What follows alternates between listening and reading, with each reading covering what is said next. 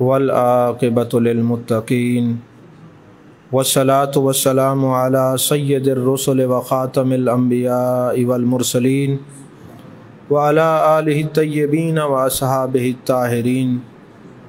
अम्मा बाद फ़अऊज़ु बिल्लाहि मिनश शैतानिर रजीम। बिस्मिल्लाहिर रहमानिर रहीम। अलिफ लाम मीम ज़ालिकल किताबु ला रैब फ़ीह इन्नल्लाह व मलाइकतहु युसल्लूना अलन नबी या अय्युहल्लज़ीना आमनु सल्लु अलैहि व सल्लिमू तस्लीमा। अल्लाहुम्मा सल्लि अला सय्यिदिना व मौलाना मुहम्मदिन व अला आलि सय्यिदिना व मौलाना मुहम्मदिन व बारिक व सल्लिम व सल्लि अलैहि। अस्सलातु वस्सलामु अलैका या रसूलल्लाह, अस्सलातु वस्सलामु अलैका या हबीबल्लाह, अस्सलातु वस्सलामु अलैका या नबी अल्लाह, अस्सलातु वस्सलामु अलैका या खैर खल्क़िल्लाह। मुहम्मदुन बशरुन लैसा कल बशर कल याकूत हजरुन लैसा कल हजर या मन बदा जमालुका मिन कुल्ल मा बदा बादा हज़ार जान के मुक़द्दस तु राफ़िदा मा इम मदा तो मुहम्मदम बे मक़ालती लाकिन मदा तो मक़ालती बे मुहम्मदी। तमाम तारीफ़ें अल्लाह तबारक व तआला के लिए हैं जो खालिक़ कायनात भी है, मालिक शश्चिहात भी, जो अहद भी है, समद भी है, जिसकी शान लम यलिद भी है वलम यूलद भी।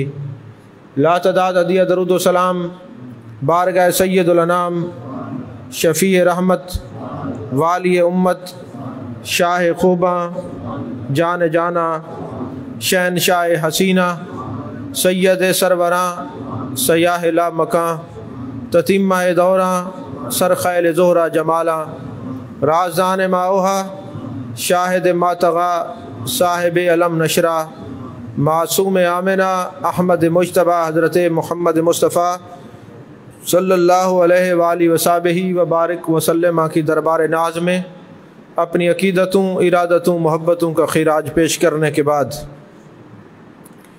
आज रमज़ानुल मुबारक की 27वीं शब है और ख़त्म कुरान मजीद की ये रात है और नज़ूल कुरान मजीद बुरहान रशीद की भी रात है। अज़ीज़ान मोहतरम, चंद मिनट की गुफ्तगू होगी, तवज्जो से समाअत फरमाइएगा और दिल की तख्ती पे इसको नक्श करते जाएं। इंशाअल्लाह अल अज़ीज़ दुनिया भी अच्छी होगी, कब्र भी अच्छी होगी, आखिरत भी अच्छी होगी। सबसे पहला सवाल ये पैदा होता है कि कुरान क्या है, कुरान मजीद किसको कहते हैं, कुरान की तारीफ़ क्या है, कुरान क्या चीज़ है। तिरमिज़ी शरीफ की हदीस पाक है, मेरे आका करीम सल्लल्लाहु अलैहि वसल्लम ने इरशाद फरमाया, किताबुल्लाह हब्लुन ममदूदुम मिनस समाई इलल अर्द। मेरे आका करीम सल्लल्लाहु अलैहि वसल्लम इरशाद फरमाते हैं कि ला मकां से मकां की तरफ लटकाई हुई एक रस्सी है जिसको कुरान मजीद कहा जाता है। इसको यूँ समझे कि जब कोई बंदा कुएं में डूबने लग जाता है तो उसको रस्सी पकड़ाई जाती है कि वो रस्सी को मजबूती से थाम ले और उसकी जो जान है वो बच जाए। इसी तरह जो कुरान मजीद एक रस्सी है जो अल्लाह तबारक व तआला ने ऐसे लटकाई हुई है, तो जो कुरान मजीद को मजबूती से थाम लेता है उसका ईमान बच जाता है।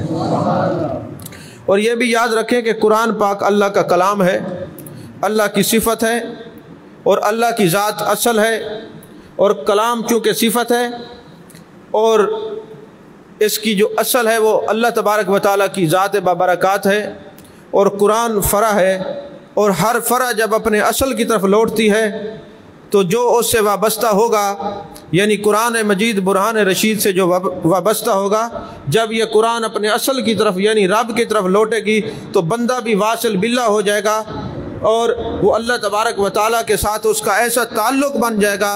फिर ये बंदा जब कब्र में जाएगा तो मिट्टी इसको खा नहीं सकती, क्योंकि इस असल ने जब इस फ़रा ने जब असल की तरफ लौटी है तो जो इसके साथ वाबस्ता था उसको भी अल्लाह के करीब कर दिया है। और जो बंदा फनाफी ज़ात हो जाता है जब वो मरता है तो मरता नहीं, अमर हो जाता है, और जो अमर हो जाता है उसके जिस्म को कब्र में मिट्टी नहीं खा सकती।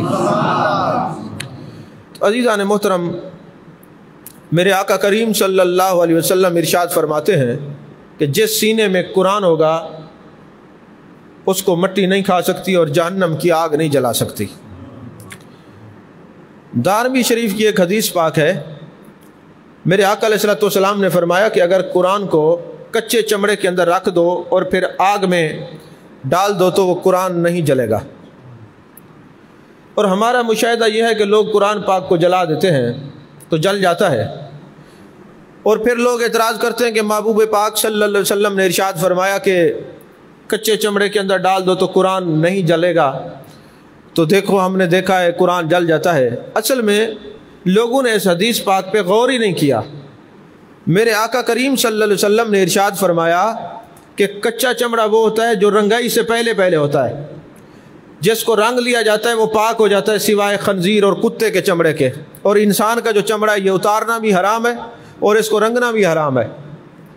تو جو کچا چمڑا جو ابھی رنگائی کے پروسیجر میں نہیں آیا، اس سے پہلے جب ہوتا ہے، جب کھال اتار لی جائے تو اس کو کچا چمڑا کہتے ہیں۔ اگر اس کے اندر لپیٹ کے قرآن مجید کو آگ پہ رکھ دیا جائے تو آگ بجھ جائے گی، نہ چمڑا جلے گا نہ قرآن مجید جلے گا۔ یعنی میرے مصطفیٰ کریم صلی اللہ علیہ وسلم نے یہ جو حدیث پاک ارشاد فرمائی، مطلب کیا نکلا اس بات کا کہ یہ جو انسان کا سینہ ہے اس کے اندر قرآن مجید جس سینے کے اندر ہوگا نہ اس کو جہنم کی آگ جلا سکے گی نہ اس کو مٹی کھا سکتی ہے۔ اور جو بچے قرآن مجید برہان رشید کے حفاظ ہیں،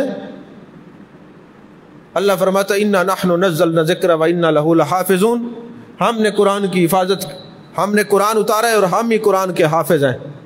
تو یہ شان تو اللہ کی تھی، قرآن کی حفاظت کرنا، اور حفاظ نے اس قرآن کو اپنے سینے کے اندر محفوظ کیا ہوا ہے۔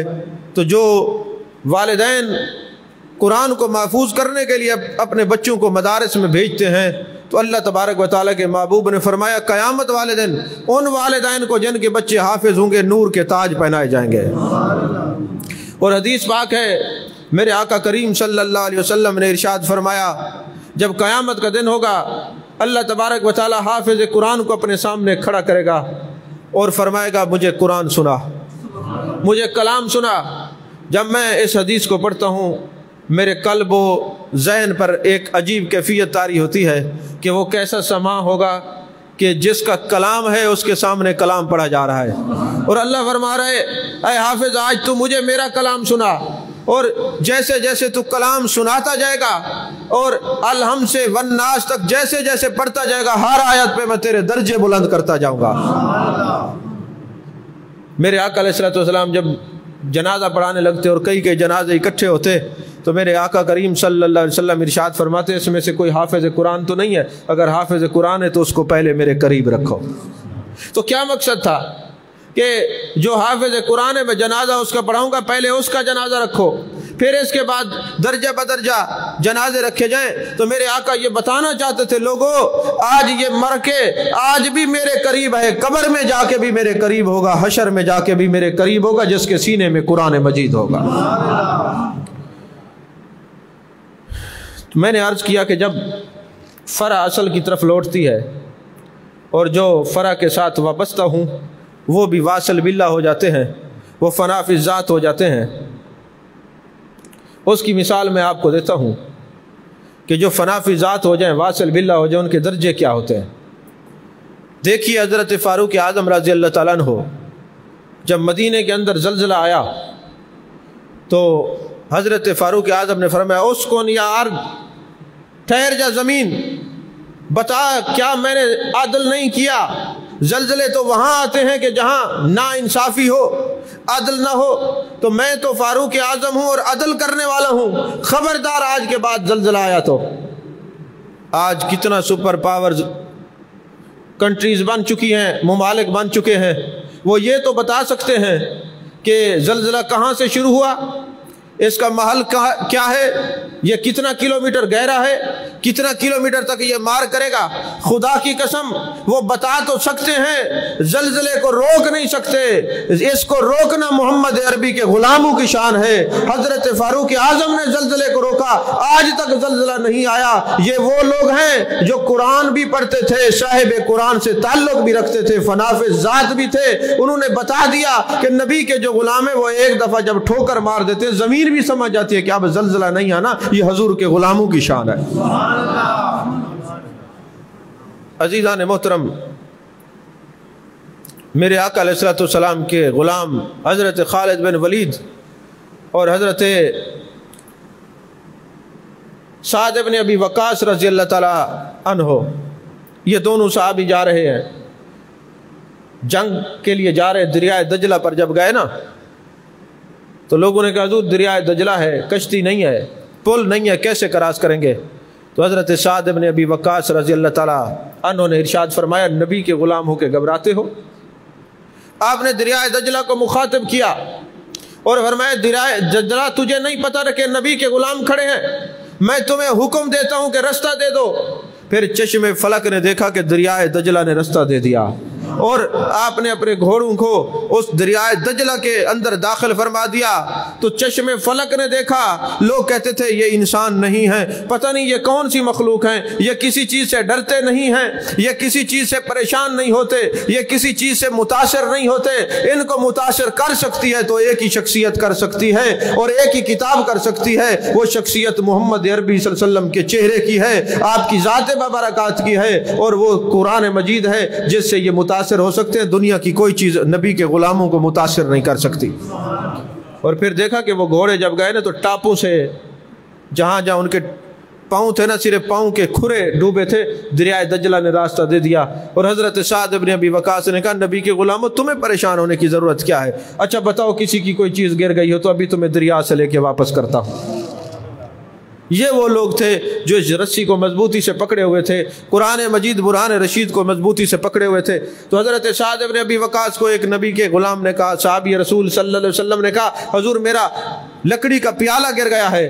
حضرت سعد بن ابی وقاص نے فرمایا کہ اے دریا جلدی کر پیالہ واپس کر، تجھے نہیں پتہ نبی کے غلام ہیں؟ پھر چشم فلک نے دیکھا کہ لہروں کے ذریعے پیالہ حضرت سعد بن ابی وقاص کے قدموں میں آ گیا۔ وہ معزز تھے زمانے میں مسلمان ہو کر اور ہم خار ہوئے تارے کے قرآن ہو کر۔ یہ امامت جن لوگوں کو نصیب ہوئی ہے یہ وہ لوگ ہیں جو محبوب علیہ الصلوۃ والسلام کے سچے پکے غلام ہیں۔ ایک واقعہ میرے ذہن میں آ رہا ہے، میں جب اس واقعے کو پڑھتا ہوں نا تو مجھے رشک آتا ہے حضرت صدیق اکبر، حضرت فاروق اعظم رضی اللہ تعالیٰ عنہ کی ذات بابرکات پر۔ ایک آدمی غیر مسلم ہے، ابھی کلمہ بھی اس نے نہیں پڑھا۔ اب یہ دو روایت، ایک لڑکی کی روایت بھی کتابوں میں ہے، ایک حبشی غلام کی بھی ہے، واقعہ ایک جیسے تو میں ملا کے بیان کر رہا ہوں۔ تو آپ کے دور کا واقعہ ہے کہ وہ کسی یہودی کا غلام تھا، تو مٹی کا تیل لے کے آ رہا تھا، کنستر ایک ڈبہ اس کے سر پر تھا، اس کو ٹھوکر لگی اور زمین کے اوپر وہ گرا، وہ تیل، مٹی کا تیل زمین پی گئی۔ تو وہ آیا حضرت فاروق اعظم رضی اللہ تعالیٰ عنہ کی بارگاہ میں، رونے لگ گیا اور کہنے لگا، حضور آپ بیت المال سے مجھے دے دیں۔ آپ نے فرمایا بیت المال مسلمانوں کا حصہ ہے، یہ کافروں کے لیے نہیں ہے، یہ مشرکین کے لیے نہیں ہے۔ لیکن ہاں ایک بات ضرور ہے، فاروق اعظم کا دور ہو اور زمین تیرا تیل پی جائے یہ نہیں ہو سکتا، چل تجھے زمین سے تیل واپس کرواتا ہوں۔ جب آپ اس مقام پر آئے نا تو آپ نے فرمایا، زمین تو مجھے جانتی ہے میں کون ہوں؟ مجھے امیر المومنین عمر بن الخطاب کہتے ہیں، میں نبی کا غلام ہوں، جلدی کر اس کا تیل واپس کر۔ آپ کا یہ فرمانا تھا، زمین نے تیل ابلنا شروع کر دیا۔ آپ نے اس حبشی غلام کو کہا، اب اتنا ہی اٹھانا جتنا تیرا حصہ ہے، ورنہ یہ سوٹا درا تیرے لیے بھی تیار ہے۔ اب اتنی بڑی کرامت دیکھنے کے بعد وہ کون ہے کہ جو کافر ہوگا؟ اتنی بڑی کرامت دیکھنے کے بعد کہ نبی کے غلاموں کی یہ شان ہے کہ زمین ان کی بات مانتی ہے، تو خود امام الانبیاء کا عالم کیا ہوگا؟ یہ شان خدمتگاروں کی سردار کا عالم کیا ہوگا؟ اب کھڑا ہے، رو رہا ہے۔ آپ نے فرمایا اب کیوں روتا ہے؟ حضور اتنا بڑی کرامت دیکھوں اور پھر کافر رہوں، کلمہ پڑھا دیجئے۔ میرے آقا نے کلمہ پڑھایا، پھر رو رہا ہے۔ میں حضرت فاروق اعظم نے کلمہ پڑھایا پھر رو رہا ہے. آپ نے فرمایا اب کیوں روتا ہے؟ کہنے لگا حضور جب جاؤں گا میرا مالک مسلمان نہیں ہے مجھے مارے گا. فرمایا نہیں، آج جو بھی تیرے چہرے کو دیکھے گا نا اب تو دین محمدی کا سپاہی ہے، جس کی نظر تیرے چہرے پہ پڑے گی وہی مسلمان ہو جائے گا. اب حبشی تھا، چہرہ نور نلا نور ہو گیا. جب اپنے مالک کے پاس آیا تو اس نے کہا تو گیا تو جب تھا سیاہ فام تھا، آیا ہے تو تیرا چہرہ روشن ہے. اس نے کہا یہ جو جسم کی میری سیاہی تھی یہ میرے قبیلے اور خاندان کی وجہ سے تھی، اور اب جو نور ہے یہ اسلام کا نور ہے اور صاحب قرآن کا نور ہے اور نبی کے غلاموں کی نظر کا نور ہے. تو وہ قریب گیا تو خوشبو اسلام نے اسے بھی اپنی لپیٹ میں لے لیا، اس نے بھی کلمہ پڑھنا شروع کر دیا. یہ وہ لوگ تھے جن کا تعلق قرآن پاک سے تھا. تو عزیزان محترم ایک مشہور واقعہ آپ سنتے رہتے ہیں کہ نبی پاک صلی اللہ علیہ وسلم کے ایک صحابی ہیں جن کا نام سفینہ ہے. سفینہ کہتے ہیں کشتی کو. بس محبوب نے جو فرما دیا سفینہ، آپ واجد میں آگے فرمایا جتنا مرضی ہے سامان رکھ دو. تو آپ جا رہے تھے، راستے میں شیر آ گیا. جب شیر آیا تو حضرت سفینہ نے کہا کہ تو نہیں جانتا میں کون ہوں؟ میں نبی کا غلام ہوں، تو بھی نبی کا غلام ہے. جب محبوب علیہ السلام کا نام لیا تو شیر نے رستہ چھوڑ دیا، اور کتب کے اندر ہے کہ منزل تک چھوڑ کے آیا. تو ایک شیخ الحدیث صاحب یہ بیان فرما رہے تھے، ان کا انداز بھی ماشاءاللہ بڑا خوبصورت تھا. آپ نے فرمایا کہ حضرت سفینہ نے شیر کو یہ کیوں نہیں کہا کہ میں بھی اللہ کا بندہ ہوں اور تو بھی اللہ کی مخلوق ہے؟ کہا اس لیے کہ شیر کہتا بھی میں بھی اللہ کی مخلوق ہوں، تو بھی اللہ کی مخلوق ہے، پھر اللہ کی مخلوق کا شکار تو میرے اوپر جائز ہے نا. اگر بچنا ہے تو نبی کی غلامی میں آنا پڑے گا. بچت ہوگی تو دامن مصطفیٰ صلی اللہ علیہ وسلم سے ہوگی. آپ پورے قرآن مجید برہان رشید کا مطالعہ فرمائے نا، تو جب اللہ تبارک و تعالیٰ نے کفار کو بھی مخاطب فرمایا کل یا ایھا الکافرون کا فرمایا، منافقین سے بھی خطاب فرمایا، مجوسیوں سے، تورانیوں سے، نصرانیوں سے، سکھوں سے، غیر مسلمان سے آپ نے خطاب فرمایا.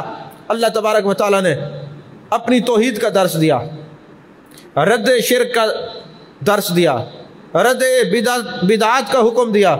لیکن جب نبی کے غلاموں کو 89 مرتبہ 99 مرتبہ قرآن مجید میں یا ایھا الذین آمنو آپ پڑھیں تو کسی جگہ فرمایا اے ایمان والو میرے محبوب کے سامنے اونچی آواز نہ کرو، میرے محبوب کے آگے نہ چلو، بے اجازت میرے محبوب کی مجلس میں مت بیٹھو، زیادہ دیر نہ بیٹھو، ایمان والو درود پڑھو.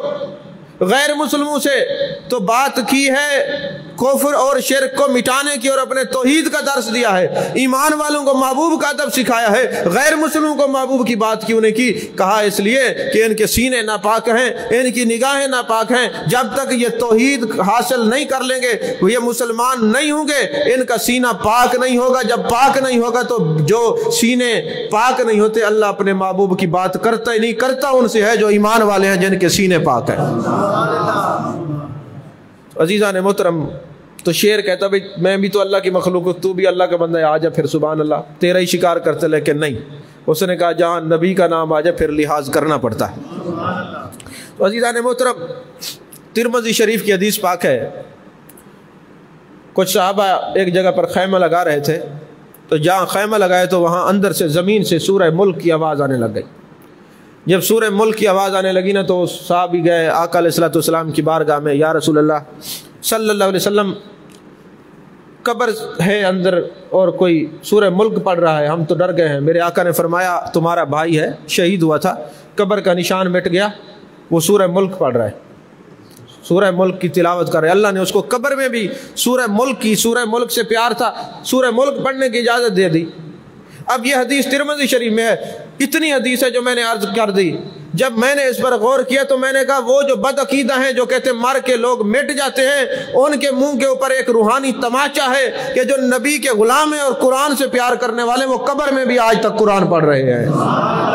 ان کو قبر کی مٹی کھاتی نہیں ہے، ان کی قبریں زندہ رہتی ہیں.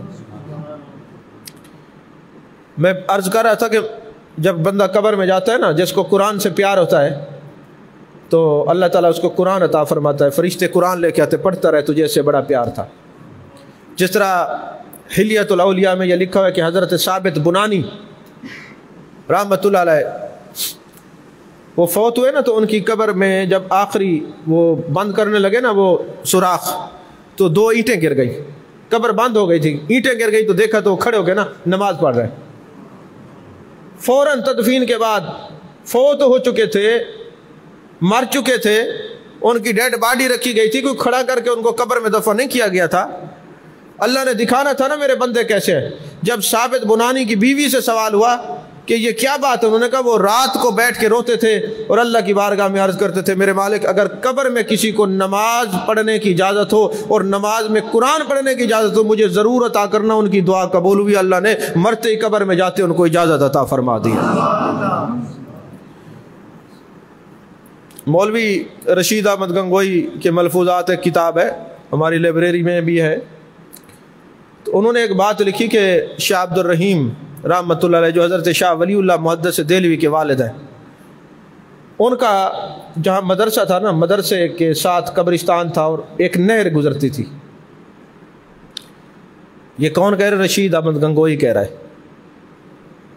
بعض آج ان کی ذریت جو ہے وہ قبر کے احوال کا انکار بھی کرتی ہے. چلیں ہماری بات نہ مانے، اپنے آبا و اجداد کی کتابیں تو پڑھ ہی لیں.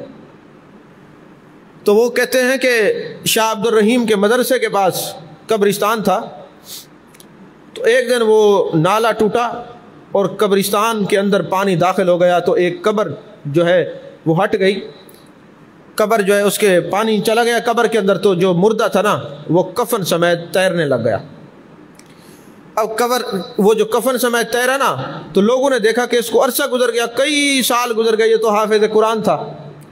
اچھا اس کی جو ڈیڈ باڈی تھی وہ تیرتی ہوئی، کفن بھی میلا نہیں ہے، ایک جگہ پہ ایسی جگہ آ کے رکی جہاں پر پانی بڑا تیزی سے گزر رہا تھا، جہاں اس مردے کی اس ڈیڈ باڈی کا ٹھہراؤ ممکن ہی نہیں تھا.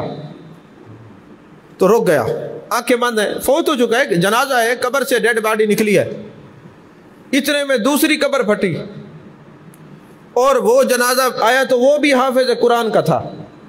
اب جس جگہ یہ قبر یہ ڈیڈ باڈی رکی ہوئی تھی، جب اس کے برابر وہ جنازہ آیا نا تو دونوں جنازے اکٹھے ہوئے، پھر وہ آگے چلنے لگ گئے. جب چلنے لگے تو پتہ چلا، وہ مولانا لکھتے ہیں کہ وہ دونوں حفاظ تھے اور دونوں پیر بھائی تھے اور دونوں بیٹھ کے رمضان شریف میں دور کیا کرتے تھے. جب فوت ہو گئے ان کی قبریں اکٹھی بنی، آنکھیں بند ہیں، لیکن ایک میت دوسرے کا انتظار کریے. جب اکٹھے ہوئے پھر آگے انہوں نے بہنا شروع کر دیا تو کہتے مجھے فوراً قرآن کی آیت سمجھ میں آ گئی، اللہ خلا یومئذ بعضهم لبعض عدو الا المتقین. مرنے کے بعد سارے رشتے قیامت والے دن دشمنی میں بدل جائیں گے، متقین کا رشتہ کام آئے گا. ایک متقی تھا تو دوسرے متقی کے جنازے کا انتظار کر رہا تھا، آنکھیں بند ہیں لیکن پتہ ہے کہ ان کی باڈی بھی آنے والی ہے، ان کی روح دیکھ رہی ہے. اب جب اکٹھے ہوئے تو آگے تیرنے لگے. یہ حافظ قرآن کی شان ہے کہ مرنے کے بعد ان کا کفن بھی میلا نہیں ہوتا اور ان کی جو حواس ہیں وہ بھی برقرار رہتے ہیں، ان کو یہ بھی پتہ ہوتا ہے. سمجھ میں آئی یہ بات کہ نہیں آئی؟ حضرت امام فخر الدین رازی رحمۃ اللہ علیہ لکھتے ہیں تفسیر کبیر کے اندر حدیث پاک، میرے آقا علیہ الصلوۃ والسلام کی مجلس لگی ہوئی ہے، حضرت عزرائیل علیہ السلام آتے ہیں اور میرے آقا علیہ الصلوۃ والسلام کے ایک صحابی کی طرف اشارہ کرتے ہیں، یا رسول اللہ صلی اللہ علیہ وسلم ان کا وقت آ گیا ہے، ان کا وصال ہونے والا ہے، میں ان کی روح قبض کرنے کے لیے، کیونکہ آپ کی مجلس میں بیٹھا ہے اس لیے آپ سے اجازت لینا ضروری ہے. حضور ان کا وقت پورا ہو گیا ہے، میں ان کو لینے کے لیے ان کی روح قبض کرنی ہے. میرے آقا علیہ الصلوۃ والسلام نے اپنے صحابی سے ارشاد فرمایا، میرے غلام تیرا وقت پورا ہو گیا، موت اجل آ چکی ہے، یہ عزرائیل میرے سامنے کھڑا ہے اور تیری روح قبض کرنی ہے. اب وہ پریشان نہیں ہوئے. ایک سوال کیا، یا رسول اللہ صلی اللہ علیہ وسلم کوئی عمل ایسا بتا دیں کہ اللہ تبارک و تعالی بغیر حساب مجھے جنتی کر دے. فرمایا ایسا کر، جا کے قرآن پاک کے چند صفحات اٹھا کے لیا، کیونکہ اس وقت قرآن کتابی صورت میں نہیں تھا، یا چمڑے پہ لکھا جاتا تھا یا ہڈیوں کے اوپر یا درختوں کے پتوں کے اوپر. میرے آقا علیہ الصلوۃ والسلام نے فرمایا جا چند صفحات قرآن پاک کے لیا. جب وہ صحابی رسول لے کے آئے نا، میرے آقا علیہ الصلوۃ والسلام نے پڑھانا شروع کر دیا اور فرمایا میں تجھے پڑھاؤں گا، تو پڑھتا رہے، کیونکہ خیرکم من تعلم القرآن وعلمہ، تم میں سے بہتر یہ ہے جو قرآن سیکھے اور سکھائے۔ تو نے سیکھنے کی تو نیت کر لے، تجھے میں خود پڑھاتا ہوں، اگر تو پڑھتے ہوئے دنیا سے چلا گیا، تیری روح پرواز کر گئی، تو تجھے قبر میں سوالات میں بھی آسانی ہوگی، شہادت کی موت مرے گا بغیر حساب کے، تجھے اللہ جنت ہی فرما دے گا۔ سمجھ میں آ رہی ہے بات کہ نہیں آئی؟ تو عزیزان محترم، ایک دفعہ حضرت عبداللہ بن عباس عمر میں چھوٹے تھے، لیکن جب حضرت فاروق اعظم رضی اللہ تعالیٰ عنہ کی مجلس میں آتے نا تو آپ حضرت عبداللہ بن عباس کو اپنی مسند پہ بٹھاتے تھے۔ تو بعض صحابہ نے اعتراض کیا کہ حضور یہ تو عمر میں ہمارے پوتوں کے برابر ہے، آپ اس کو اپنی مسند پہ بٹھا دیتے ہیں۔ حضرت فاروق اعظم رضی اللہ تعالیٰ عنہ نے ارشاد فرمایا، میں عمر کی بزرگی کا قائل بھی ہوں، عمر یعنی بندے کی ایج، عمر کا میں، حضرت فاروق اعظم فرماتے عمر کی بزرگی کا قائل ہوں، لیکن میرے نزدیک علم کی بزرگی زیادہ اعلیٰ ہے۔ انہوں نے کہا حضور کیا ان کے پاس علم زیادہ ہے؟ فرمایا ہاں علم زیادہ ہے۔ تو حضرت فاروق اعظم رضی اللہ عنہ نے صحابہ سے پوچھا اچھا ایسا کرو کہ جو سورہ نصر ہے نا اس کو پڑھو ذرا۔ انہوں نے پڑھا، فرمایا اس کا ترجمہ کرو۔ ترجمہ کیا ہے؟ انہوں نے ترجمہ بھی کر دیا۔ آپ نے فرمایا عبداللہ بن عباس انہوں نے بھی قرآن کو پڑھا ہے، ترجمہ کیا ہے، اب تم بتاؤ کہ سورہ ناصر کو پڑھنے کے بعد تم نے کیا سمجھا ہے؟ انہوں نے کہا جی اس میں سرکار کے وصال کی خبر ہے، اس میں ایک راز ہے کہ محبوب علیہ السلام کے وصال کی خبر ہے۔ تو پتہ چلا حضرت فاروق اعظم کیا سمجھانا چاہتے تھے، صرف ترجمے سے قرآن پڑھنا افضل نہیں، اصل تو بات ہے راز سمجھ آ جائے۔ سمجھ میں آئی ہے؟ فرمایا عالم بڑا وہ ہوتا ہے جو صرف قرآن کا ترجمہ نہ پڑھے، اور ترجمہ پڑھ کے جناب چوڑا نہ ہو جائے کہ میں نے ترجمہ پڑھ لیا اور بڑی بات ہو گئی اور میں جناب والا ٹی وی پہ بیٹھ کے ترجمہ پڑھا رہا ہوں، ایسا نہیں۔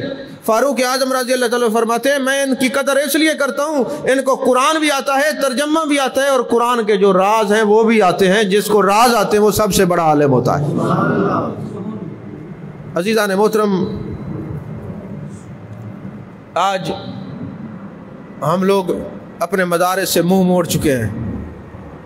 اگر آپ تاریخ کا مطالعہ کریں نا تو پچھلے زمانے میں کسی عالم نے مدرسہ نہیں بنایا، وقت کے جو نواب ہوتے تھے، جو سیٹھ ہوتے تھے، جو دنیا کے لحاظ سے بڑے امیر ترین ہوتے تھے، وہ مدارس بناتے تھے، پھر علماء کی خدمت میں جاتے تھے کہ آپ ہیں ادھر پڑھائیں، ہم آپ کی بھی خدمت کریں گے اور دینی طلباء کی بھی خدمت کریں گے۔ جب وہ لوگ ہٹ گئے پھر علماء نے مدارس بنانے شروع کر دیے، اور میرے آقا علیہ الصلوۃ والسلام نے فرمایا جس جگہ مدرسہ ہوگا نا، مشرق مغرب شمال جنوب 100 گھروں پہ ہر وقت اللہ کی رحمت برستی رہے گی، اور اگر ان علاقے میں ان 400 گھروں میں کوئی عیبی شخص ہوگا، اس قرآن کی برکت سے جو بچے قرآن پاک تلاوت کرتے ہیں توتلی زبان سے، اللہ اس کے عیبوں پہ پردہ ڈالے گا۔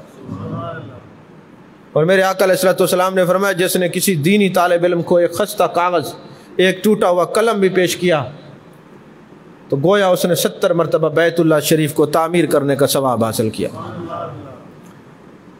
حضرت حضور ضیاء الامت پیر کرم شاہ الازہری رحمۃ اللہ علیہ